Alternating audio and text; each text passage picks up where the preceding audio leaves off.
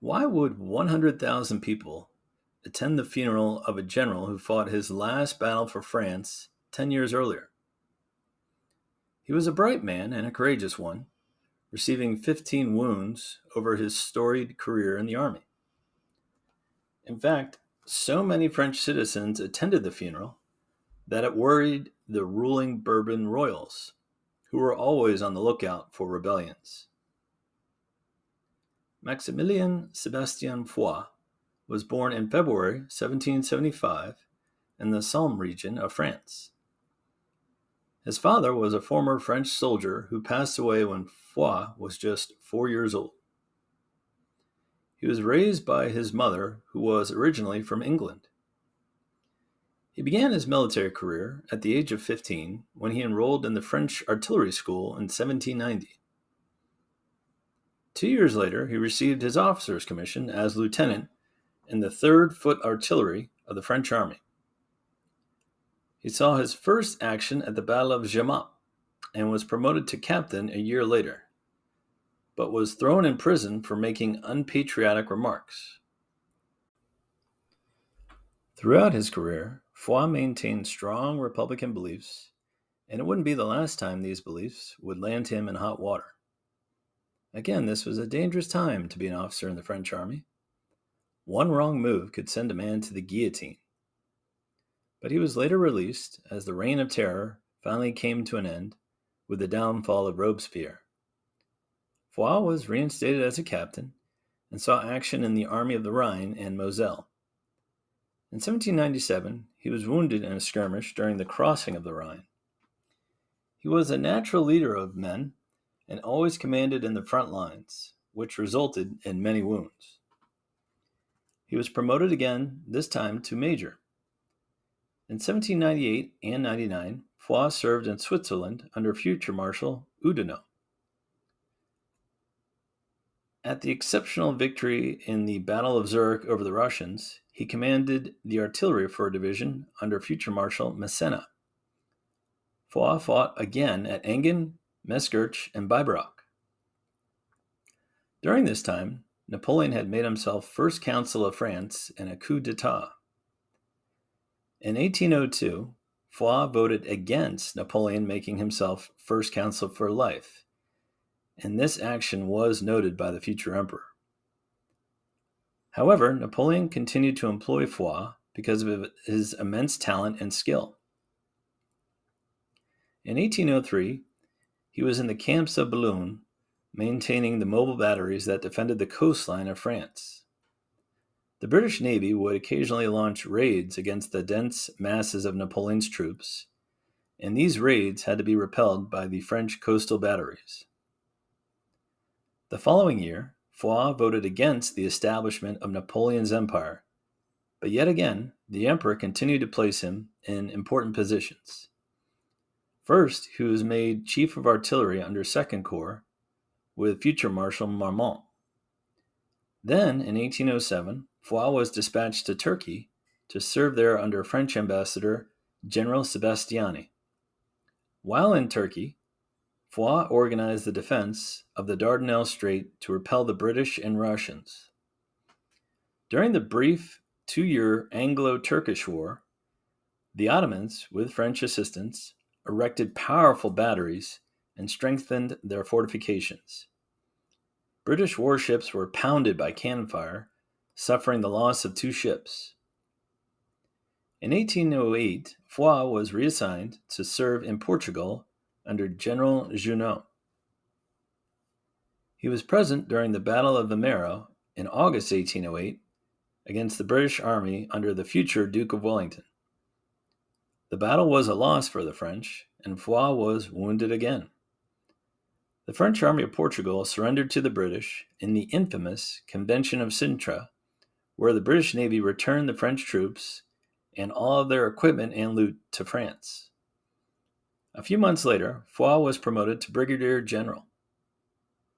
In January 1809, he joined Marshal Soult's corps and served in the Battle of Corunna.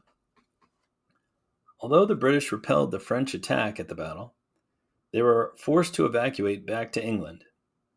It must have been a good feeling of accomplishment for Foy, who was part of the surrender to the British 5 months earlier.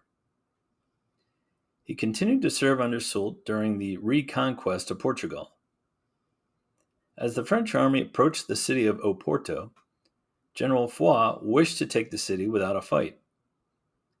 He petitioned the Archbishop of Oporto to open the city gates to the French, but instead he was captured by the Portuguese militia.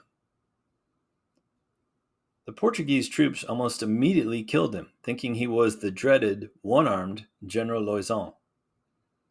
For the most part, French commanders were not overly cruel people. However, General Loison was one of the worst in the Peninsular War, leaving trails of burned towns and countryside destruction wherever his division went.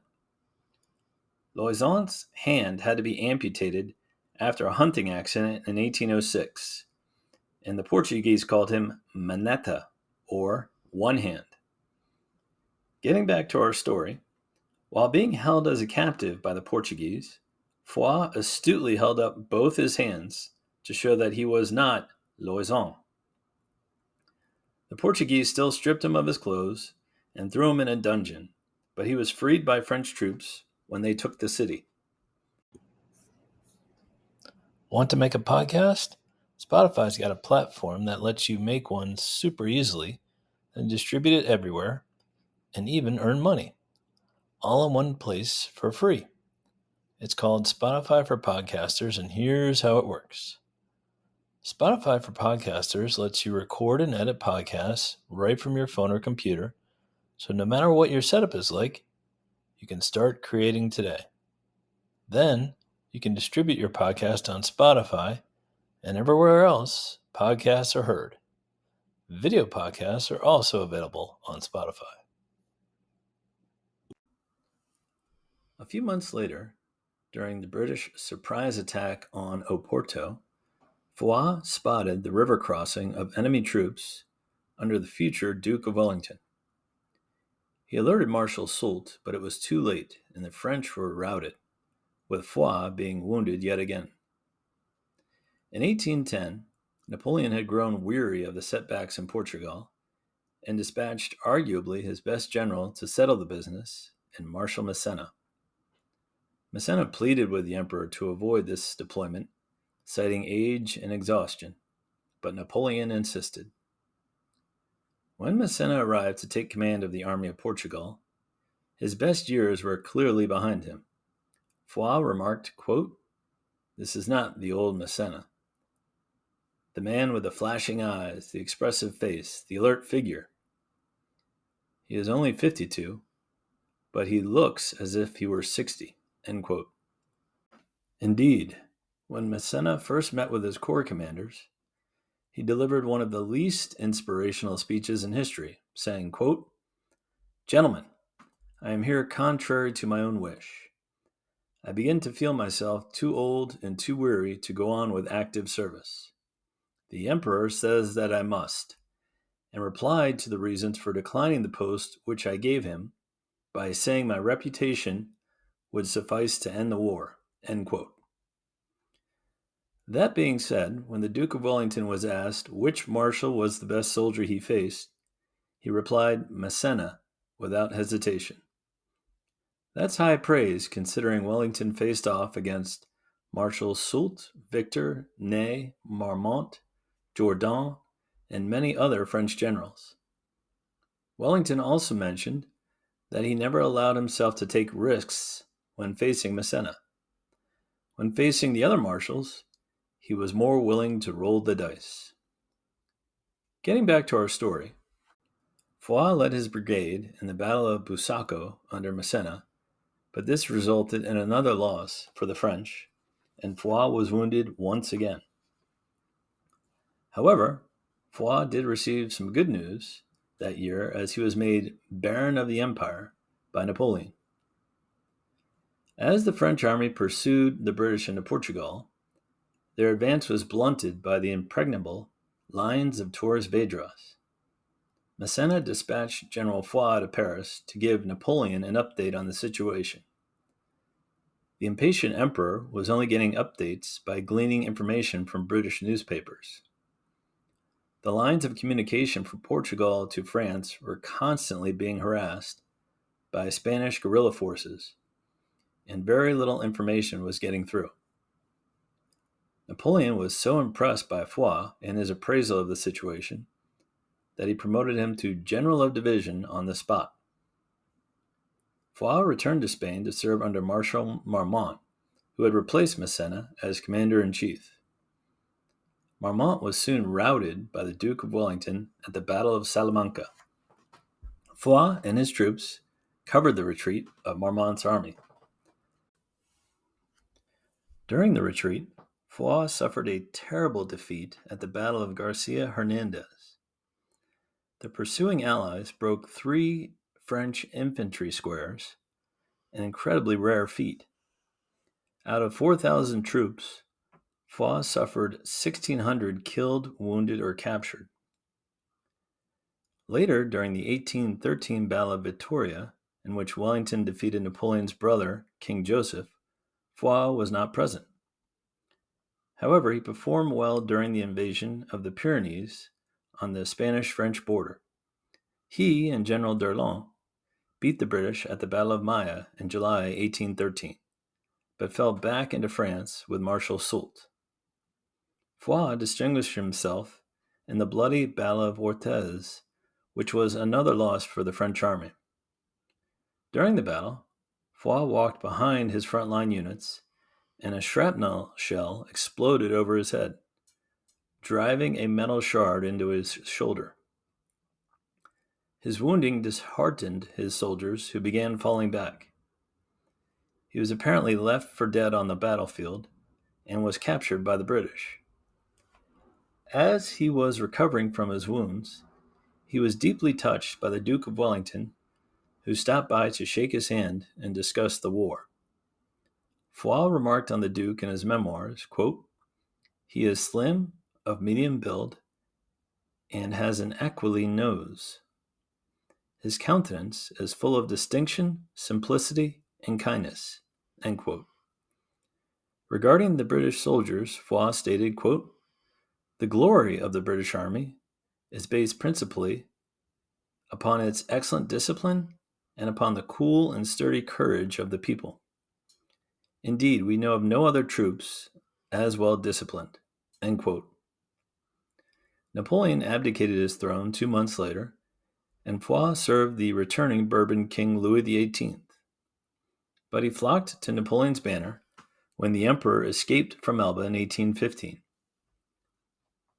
General Foy commanded an infantry division under Marshal Ney at the stalemate Battle of Quatre Bras against the Allies.